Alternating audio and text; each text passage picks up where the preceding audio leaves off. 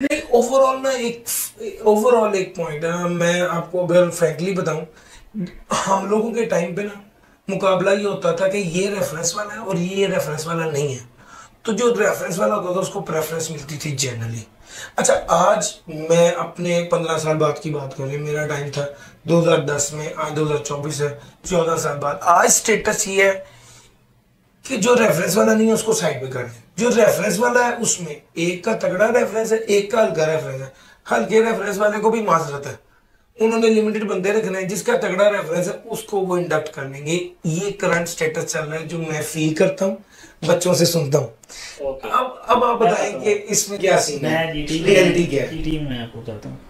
GT में पिछले कोई मेरा ख्याल है 6-7 साल या 4-5 सालों से लगा लें कि मैं खुद इंटरव्यू पैनल में बैठता हूँ। अच्छा। इंडक्शन पे पहली बार, उससे पहले मैं नहीं बैठता था, लेकिन 4-5 सालों से तो मैं खुद ही कंडक्ट कर रहा हूँ।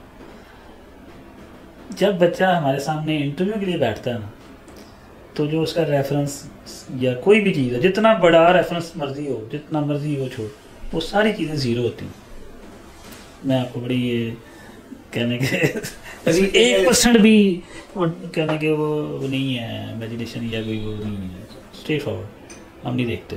समटाइम्स ऐसे हुआ है कि इमरान साहब ने रेफ़र किया एक बच्चा इंटरव्यू के लिए, और मैं और मेरे साथ कलीग दूसरे ऑडिट साइड से बैठते हैं, हम दोनों ने उस इंटरव्यू में जो क्वेश्चंस पूछे हैं और जो उसका कंडक्ट देखा और वो जो चीज़ें थी, तो हमें लगा कि ये नहीं है फिट, तो हमने रिजेक्ट कर दिया। और इमरान साहब की ये क्वालिटी है कि वो इन चीज़ों पे, डिसिप्लिनरी मैटर्स पे कभी इंटरफेयर नहीं करते। मतलब अगर मैंने कमेंट्स में लिख दिया है ना, तो वो ये नहीं हो सकता कि उस बच्चे को रखा नहीं जा सकता। तो ये बिल्कुल गलत, ये ऐसे ही होता है कि जी मैं करके आया हूँ और आई कैप पास नहीं करता। जी जी जी। ये बिल्कुल उसी तरह की मिथ है। बहुत रेयर होता है। मेरे इस कैरियर में शायद ही एक दफ़ा ऐसा हुआ हो कि जी मुझे वो उस बच्चे का इंटरव्यू दोबारा करना पड़ गया। वो भी इमरान साहब ने कहा कि यार वो नहीं बात आ रहा है तो दोबारा वैल्यूएट कर ले।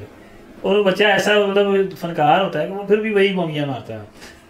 बेसिकली बच्चों की ये फीलिंग है, बच्चों की, मैं इसको एज ए फॉरन मतलब कहना चाहूँगा कि बच्चा ये समझता है कि मैंने अगर रेफरेंस दे दिया है ना, या मैंने सिफारिश कर दी है, तो बस ये फॉर्मेलिटी, ये फॉर्मेलिटी नहीं है।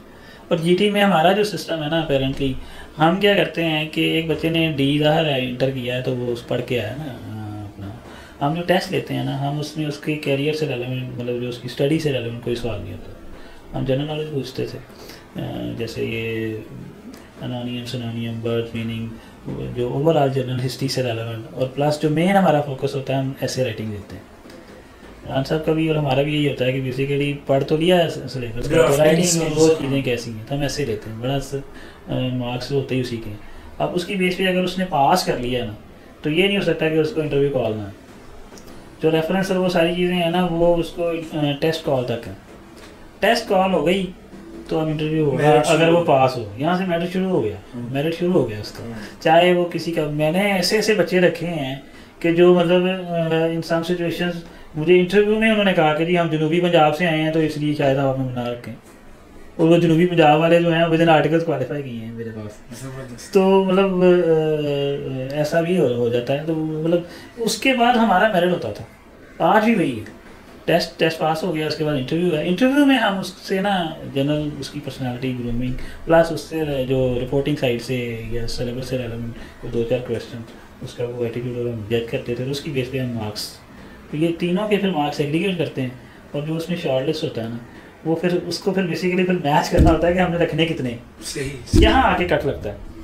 वहाँ आप कह सकते हैं कि सम सिचुएशन में अगर बड़ा स्ट्रॉन्ग रेफरेंस है तो वो मेरिट में भी आ गया, पास भी है, तो वो शायद वो लाजमी क्लिक हो जाए। हाँ। और वो जो दूसरा है ना, वो स्टैंड बाई पे चला जाए। लेकिन ऐसा नहीं हो गया, वो मेरिट पे ही नहीं था, वो उसका रेफरेंस भी था, वो मेरिट पे भी था, तो वो थ्रू हो गया चूंकि उसको थोड़ा सा एज रेफरेंस का मिल गया।